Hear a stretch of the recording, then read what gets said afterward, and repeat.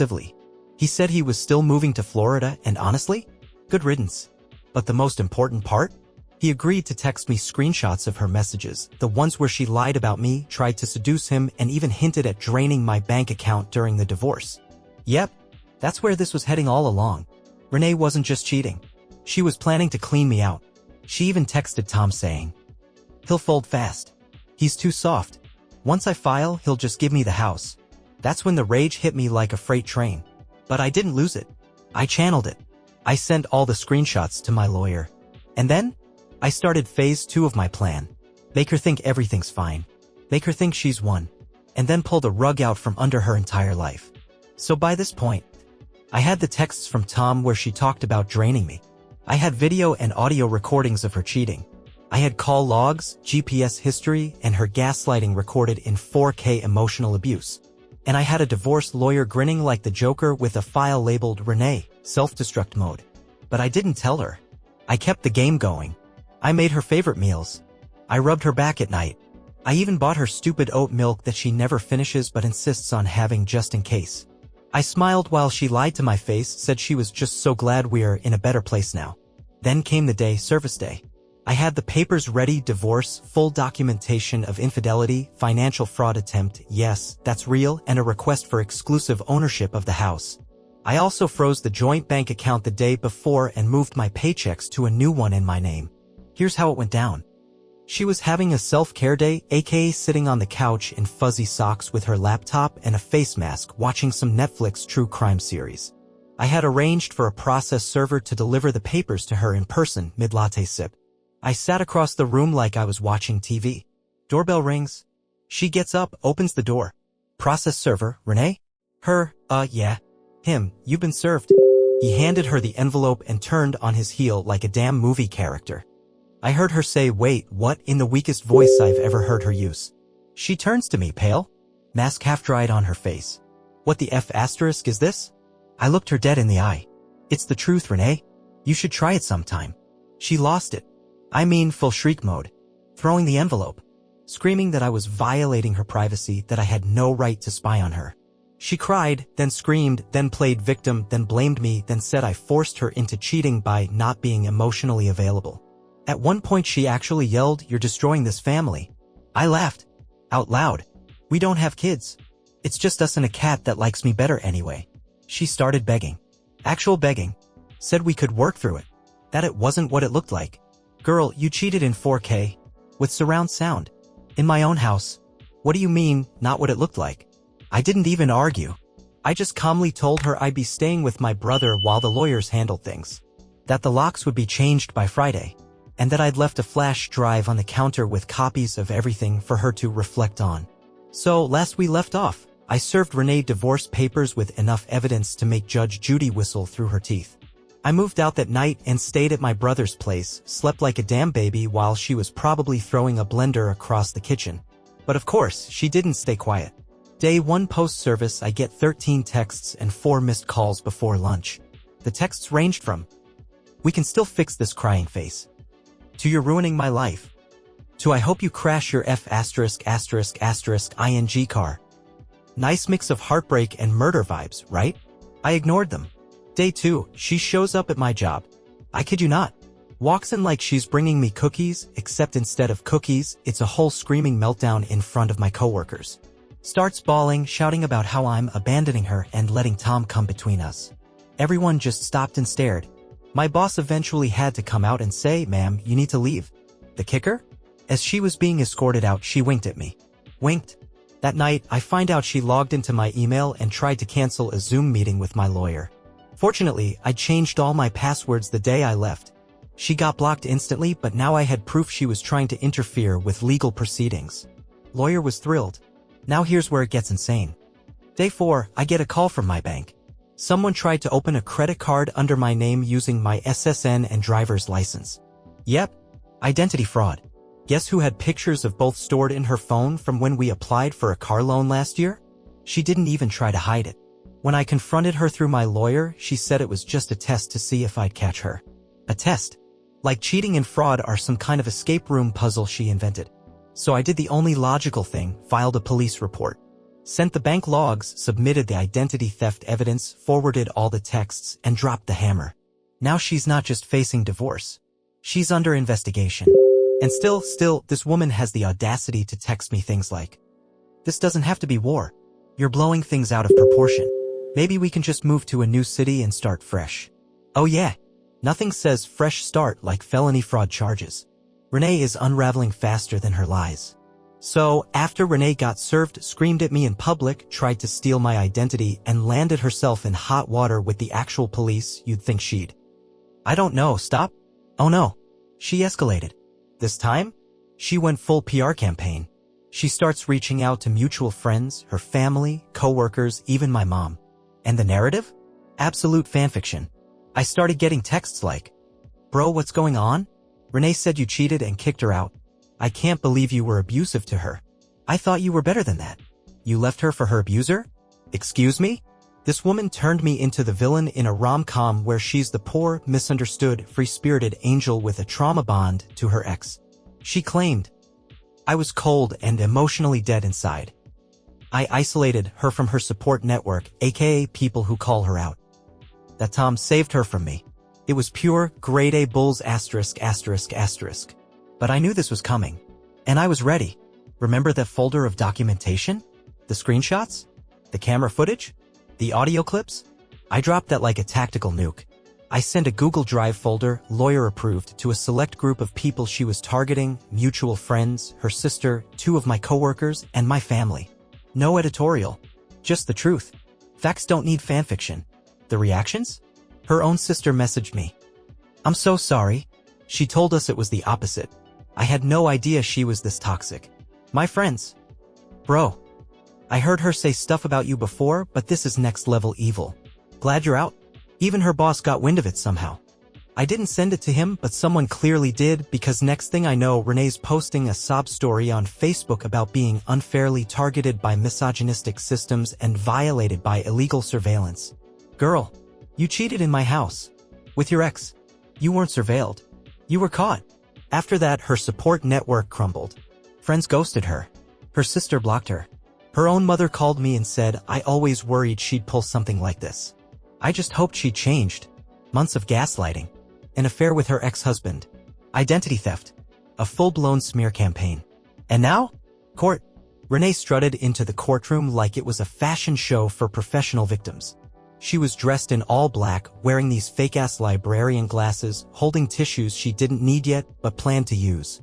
She looked around like she was starring in a Netflix true crime doc called Surviving Him, the Renee story. My lawyer and I just sat back, calm, confident, and fully loaded with evidence that could flatten a small country. And then it started. Renee tried to play the emotional abuse angle first. Said I was cold, controlling, manipulative, and that I drove her into the arms of someone else. Cue fake tears. She painted herself as some delicate victim who had no choice but to reconnect with Tom because he understood her emotional language. Judge asked, do you have any proof of these claims? Renee, well, it's mostly emotional trauma, so. Judge, proof, Ms. emails, texts, recordings? She had nothing. Then my lawyer stood up, opened the folder, and unleashed hell. GPS logs showing where she went. Camera footage of Tom entering our house while I was on a work trip. Audio of them together laughing about how dumb I was. Screenshots of her texting Tom about draining my accounts. Proof of the fraud attempt with my SSN. Her texts where she admits to cheating and says he'll give up the house without a fight. Renee? Silent. Her mouth actually dropped open. The tissues were suddenly very real. The judge didn't even look confused. Just disappointed. Ms., you are not only found to have committed adultery, but you attempted to commit financial fraud and misled this court. You should consider yourself lucky criminal charges aren't on the table today. Then came the ruling. House? 100% mine. Bank accounts? She got nothing. Alimony? Denied. Court fees? She pays. Restraining order? Granted. Reputation? In flames.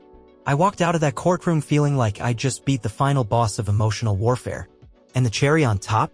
A week later, Tom messaged me. Turns out Renee had tried to spin the same victim act on him again. He wanted nothing to do with it. Sent me a screenshot of her blowing up his phone with I miss you texts. He blocked her. Now she's truly alone. No husband. No ex. No money. No friends. Just her lies and a wall to scream at. As for me, I'm good. Got the house. Got peace. Got my damn dignity back. And every now and then when I sit on that couch, the one she brought him to, I smile. Because the difference is, I didn't lie. I didn't cheat. I didn't steal. I just played it smarter. And Renee? She played herself.